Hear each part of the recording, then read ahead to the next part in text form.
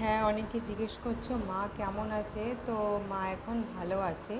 মার হয়েছিল, মা জ্বরের ওষুধ খেয়েছিল, কারণ জ্বর এসেছিলো। এখন তো জ্বরের সিজন, প্রত্যেকটা ঘরে ঘরে সবারই জ্বর আসছে। তো আমাদের বাড়িতেও সবারই জ্বর জ্বর ছিল ভাইয়ের। এরপর থেকে আস্তে আস্তে মারও হয়, মার জ্বর হয়েছে, তারপরে জ্বরের ওষুধ টষুধ খাওয়ার পরে হয়েছে কি, মানে গা হাত পা কাঁপছে, শ্বাসকষ্ট হচ্ছে, গা হাত পা কাঁপছে।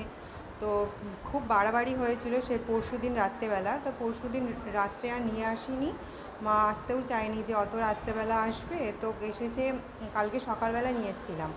নিয়ে আসার পর থেকে এখন বুকের এক্স রে দিয়েছে, রক্ত পরীক্ষা দুটোই করা হয়ে গেছে। এখন মা একটু ভালো আছে, ওই জন্য ফেসবুকে একটা আপডেটও দিয়ে দিয়েছি যে মা এখন ভালো আছে। তো কালকে রিপোর্টগুলো চলে আসার পরে ডাক্তারবাবু দেখবে, ডাক্তারবাবু দেখে জানাবে যে কেমন আছে না আছে। তারপরে আশা করছি মাকে কালকে বাড়ি নিয়ে যেতে পারবো।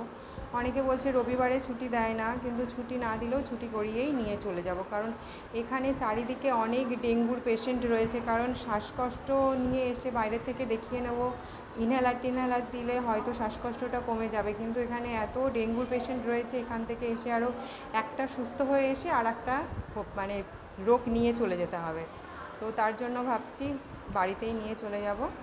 তো দেখা যাক কি হয় না হয়, সব কিছুরই জানাবো তোমাদের।